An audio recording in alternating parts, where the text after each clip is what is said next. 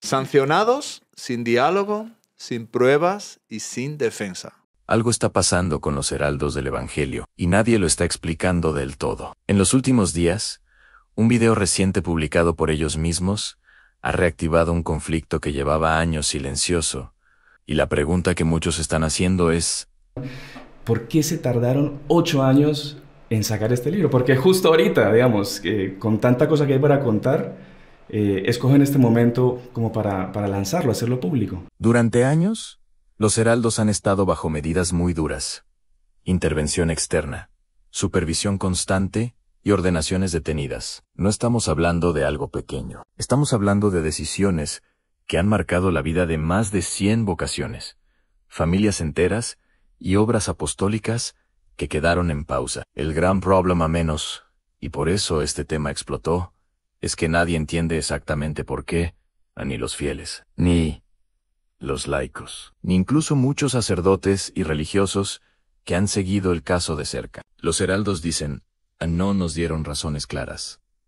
Roma no publica detalles, y el resultado es un vacío enorme, donde solo quedan preguntas, sospechas, rumores y versiones contradictorias. Este nuevo video, en lugar de cerrar la discusión, la ha vuelto a encender, porque por primera vez en años, los heraldos hablan públicamente de lo que han vivido, pero lo hacen sin mencionar directamente las acusaciones concretas, sin explicar qué se investigó y sin contar qué motivó realmente medidas tan severas. Los fieles reaccionan así porque perciben algo extraño. Se aplicaron sanciones fuertes, pero no se explicaron las causas. Y ahora, cuando finalmente hablan, tampoco dicen lo que todos quieren saber. Por eso el tema se volvió viral, porque nadie sabe qué pasó, y porque lo que se dijo no resuelve las dudas principales. Hoy vamos a entrar de lleno en esa zona oscura del caso, lo que se dijo, lo que se sospecha, lo que se cayó y lo que sigue sin respuesta. Esto no es un ataque ni una defensa, es un intento de entender un problema real que afecta a personas reales dentro de la iglesia real y que necesita luz. Cuando uno mira el caso de los heraldos del Evangelio, hay algo que salta a la vista inmediatamente. Nadie sabe exactamente de qué se les acusa. No porque no existan acusaciones, sino porque nunca se han explicado de forma concreta, oficial y pública. Ese es el corazón del problema. A lo largo de los años, se han mencionado distintas preocupaciones, rumores y denuncias. Algunas muy serias, otras confusas, otras contradictorias. Pero lo más grave es que no se sabe cuáles de ellas fueron comprobadas, cuáles fueron descartadas y cuáles fueron consideradas por Roma para intervenirlos. Entre las cosas que se han dicho están que dentro de la comunidad hubo prácticas internas que generaron preocupación, que existían oraciones o rituales interpretados como inadecuados o exagerados, que personas externas denunciaron dinámicas de obediencia consideradas excesivas, que había influencia fuerte del fundador en decisiones internas, que ciertas grabaciones causaron inquietud en autoridades eclesiales, que el manejo espiritual de algunos miembros fue visto como demasiado rígido o poco saludable, que hubo denuncias de exmiembros sobre experiencias difíciles dentro del grupo. Y aquí está lo más delicado: ninguna de estas acusaciones se ha explicado oficialmente, ni por Roma, ni detalladamente por los heraldos. Los heraldos afirman que nunca se les presentaron cargos claros. Dicen que escucharon rumores, sí, pero que nunca se les dio una lista concreta con Anesto. Se les acusa. Anesto se comprobó. Esto deben corregir. Mientras tanto, la intervención fue avanzando como si hubiera problemas graves, pero sin que el público católico tenga acceso a que se consideró grave.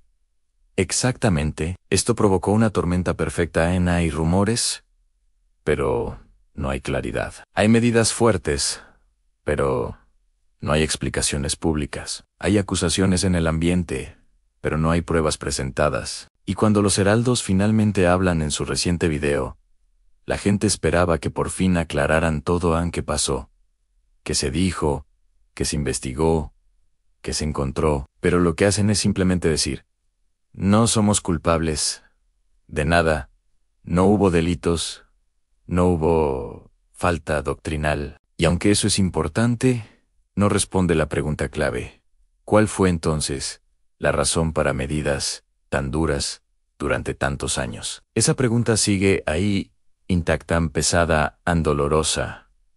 El público no busca atacar, busca entender, porque nadie quiere pensar que una institución católica fue intervenida injustamente, pero tampoco quiere imaginar que hubo problemas graves. Y nunca se explicaron. En este punto, las acusaciones no aclaradas son una sombra sobre todo el caso. Una sombra que crece porque nadie la explica. A medida que avanzaba la investigación, apareció un punto que encendió todavía más polémica en el manejo del dinero. Y aquí es donde las cosas se vuelven realmente turbias. Según los registros difundidos en medios dentro de la comunidad, habría existido un control extremadamente estricto sobre los donativos, pero sin mecanismos claros de transparencia. Los exmiembros empezaron a contar historias que parecían calcadas andábamos, pero nunca supimos cuánto entraba, cuánto salía, ni para qué se usaba realmente. Y esa frase abrió la puerta a una pregunta inevitable.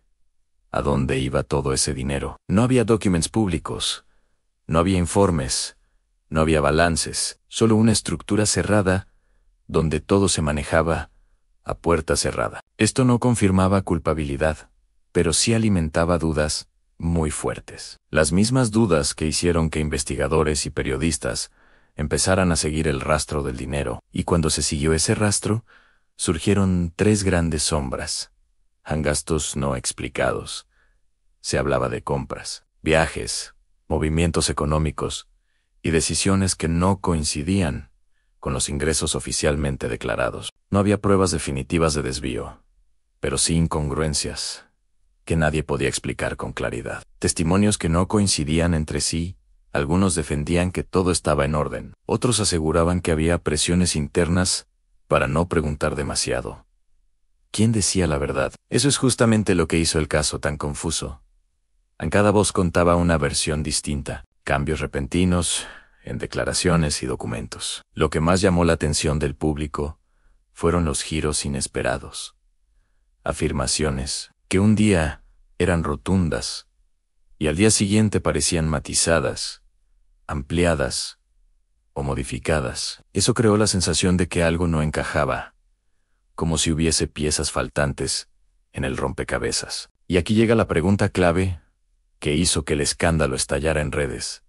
¿Por qué, si todo estaba en regla, existían tantas contradicciones? No hubo una respuesta contundente, y ese silencio abrió un espacio peligroso, el espacio de la especulación. La gente empezó a debatir, los medios a presionar, y la comunidad entera quedó envuelta en una tormenta que aún hoy sigue dejando preguntas en el aire. Si en las primeras fases del caso ya había dudas, lo que vino después hizo que muchos pasaran de la inquietud a la desconfianza abierta. La razón, las contradicciones, declaraciones que no coincidían, mensajes que se desmentían entre sí, cambios bruscos en la narrativa oficial. Y todo eso solo alimentó el misterio. Versiones que cambiaban según avanzaba la investigación. Uno de los elementos más comentados fue como ciertas explicaciones parecían modificarse con el tiempo. Primero se decía una cosa, luego otra, y finalmente algo completamente distinto. Para muchos, eso fue una señal de alerta, porque cuando la verdad está clara, la versión no cambia. Pero cuando no está, sí, han reacciones internas que parecían defensivas. Dentro de la propia comunidad, se percibieron actitudes que algunos describieron como tensión, nerviosismo o miedo. Unos pedían calma, otros insistían en que no se hicieran más preguntas. Y aunque nada de eso confirma culpabilidad, sí creó la sensación de que había algo que no se quería mostrar. Mensajes opuestos en redes sociales. Mientras tanto, afuera, los seguidores estaban confundidos. Un día aparecía una explicación aparentemente definitiva, pero al día siguiente surgía otra que la contradecía. Eso produjo lo peor que le puede pasar a cualquier organización investigada, a perder el control del relato. Y cuando se pierde el control del relato, la gente empieza a llenar los vacíos con teorías y sospechas, respuestas tardías y silencios prolongados. Además de las contradicciones, hubo algo que molestó mucho al público: a los silencios. Momentos en los que todos esperaban una aclaración inmediata, pero no llegaba, y ya sabemos cómo funciona el silencio en un escándalo. En si no hablas, otros hablan por ti. Lo que estas contradicciones provocaron.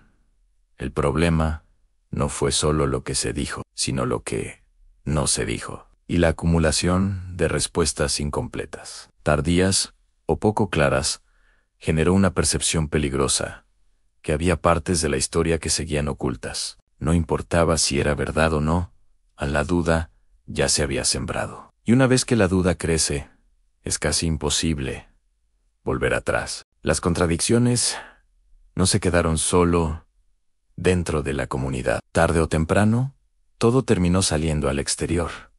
Y ahí fue donde el caso llegó a otro nivel. Se volvió viral. Un ambiente perfecto para la sospecha. Las personas ya estaban pendientes, ya estaban confundidas, y cuando hay dudas sin resolver, el público empieza a buscar por su cuenta. Eso fue exactamente lo que pasó. Cualquier pequeño detalle, un gesto, un silencio, un comentario ambiguo, se convertía en prueba para unos y en señal de alarma para otros.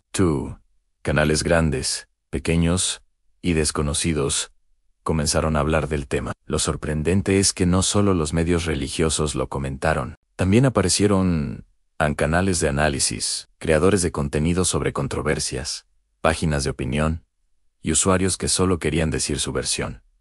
Cada uno daba su propia lectura, y muchas veces, sin información verificada, esto creó una bola de nieve imparable. El algoritmo hizo el resto. Como había mucha gente buscando el tema, el algoritmo de YouTube, TikTok y Facebook lo detectó. Y cuando un tema retiene audiencia, simplemente lo impulsa. Resultado, videos que antes solo veían los más cercanos a la comunidad. De pronto llegaron a miles de personas que ni sabían quiénes eran los protagonistas. La duda se volvió tendencia. Interpretaciones contradictorias multiplicadas. Lo irónico es que, así como la organización tenía contradicciones internas, ahora afuera pasaba lo mismo. Había quienes aseguraban que todo era un malentendido, otros afirmaban que había algo grave escondido. Algunos exageraban, otros minimizaban. El caos informativo hizo que nadie supiera qué creer, pero todos siguieran hablando. La opinión pública se dividió en dos bandos. Con el tema ya viral, surgieron dos posturas fuertes. A los que defienden, creen que todo se exageró y que las contradicciones son normales cuando hay presión. Los que sospechan, dicen que cuando las cosas están bien, se dicen claras desde el inicio, y que si hubo tantos cambios, silencios y reacciones raras, es porque algo falta. Esa división fue lo que más alimentó la polémica. Cada discusión generaba más comentarios, y cada comentario empujaba el tema aún más arriba, en las tendencias, el punto de ruptura. La viralización llegó a tal nivel que la comunidad ya no pudo ignorarlo. Fue entonces cuando publicaron el famoso video explicando su postura para aclarar todo. Pero, lejos de cerrar el caso, para muchos, solo abrió más preguntas. Y eso es lo que nos lleva a la siguiente parte. Después de todo lo que vimos, las dudas, las contradicciones, la viralización y el ruido que estalló en redes, queda una pregunta fundamental. ¿Qué hacemos nosotros, como creyentes, frente a un escándalo así? Porque más allá del caso, más allá de lo que se dijo o no se dijo, hay algo que debemos recordar.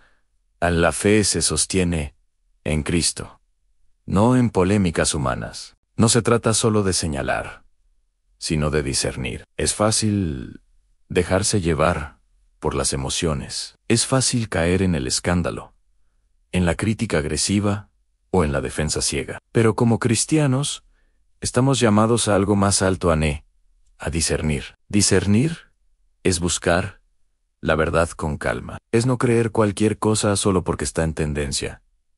Es aceptar que, sí, a veces hay errores, pero también hay manipulaciones y exageraciones. Recordemos que la Iglesia es más grande que cualquier controversia. Ningún escándalo, por grande que sea, define la totalidad de la Iglesia. La Iglesia es más antigua que cualquier organización moderna, más fuerte que cualquier rumor, más profunda que cualquier tendencia pasajera. Cristo nunca prometió ausencia de problemas, pero sí prometió que las puertas del infierno no prevalecerán. La verdadera batalla es espiritual, no mediática. Cuando algo se vuelve viral, la discusión se vuelve superficial. Pero lo que realmente está en juego no es una pelea entre canales, opiniones o tendencias. Lo que está en juego es el corazón del creyente, porque el enemigo usa la confusión para sembrar división, miedo y desconfianza.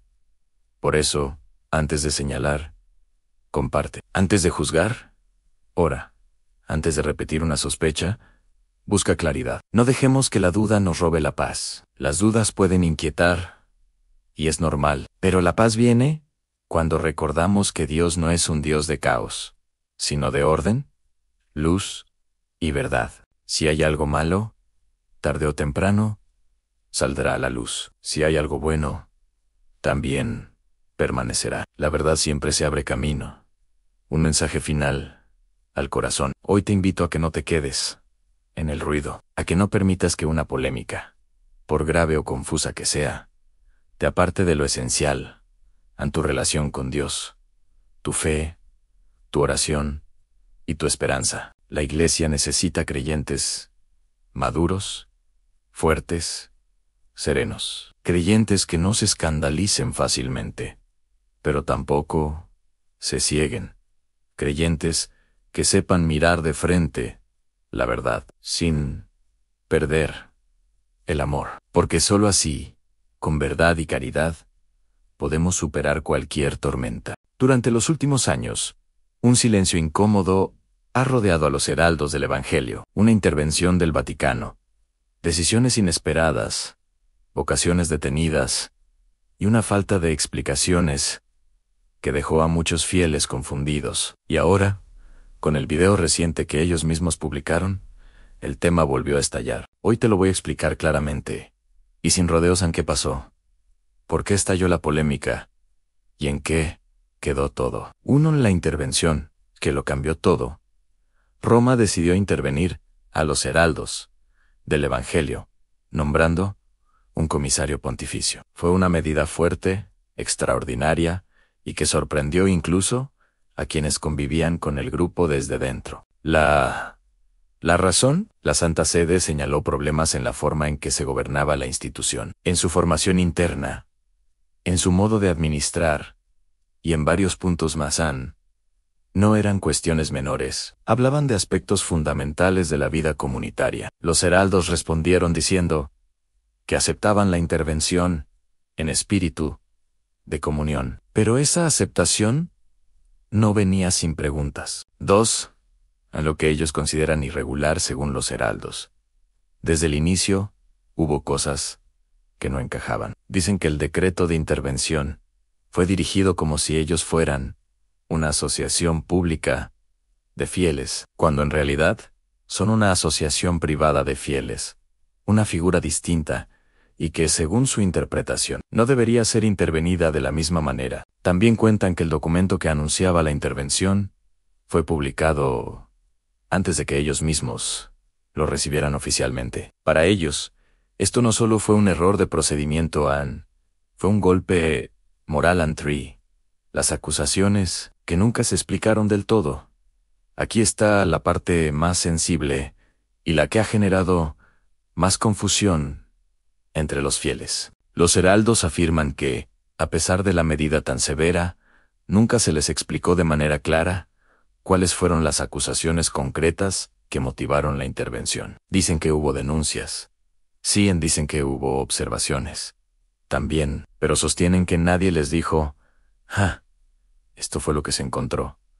y por esto se aplica esta medida. Esa falta de claridad generó un vacío donde crecieron dudas, interpretaciones y mucha frustración entre los miembros. El libro reciente y la tensión que volvió a encender todo tras años de silencio público. Los Heraldos publicaron un libro contando lo que, según ellos, realmente ocurrió. En él afirman que no tuvieron acceso a las acusaciones exactas. No se les permitió defenderse con detalles claros. Hubo decisiones que consideran arbitrarias e injustas, y que la intervención causó daños morales e institucionales. El libro no cerró el tema, lo reabrió. Y el video reciente que publicaron provocó que millones de personas vuelvan a preguntar entonces, ¿qué pasó realmente? La renuncia del comisario para sorpresa de muchos. El comisario pontificio, encargado del proceso, presentó su renuncia. Este hecho aumentó todavía más la sensación de incertidumbre. Si el comisario se va, ¿qué significa eso? ¿Hubo fallas? ¿Se revisará el proceso? ¿O simplemente es un cambio administrativo? Hasta ahora, nadie lo ha explicado. Entonces, ¿en qué quedó todo? La respuesta honesta es esta. Todavía no hay un cierre definitivo. Roma no ha publicado un informe completo. Los heraldos han hablado, pero sin revelar todo lo que los fieles esperan saber. Y el público percibe un tema que sigue abierto, sin respuestas finales y con heridas que no terminan de sanar. Por eso, este caso genera tanta conversación, porque no se conoce toda la verdad, porque las decisiones fueron severas y porque hasta hoy hay preguntas sin resolver. Este video no busca juzgar, busca entender, porque cuando un caso dentro de la iglesia toca vocaciones, familias y comunidades enteras, es imposible mirar hacia otro lado. Pidamos luz, pidamos verdad y sobre todo, pidamos que lo que haya que corregir, se corrija, y lo que haya sido injusto, se repare.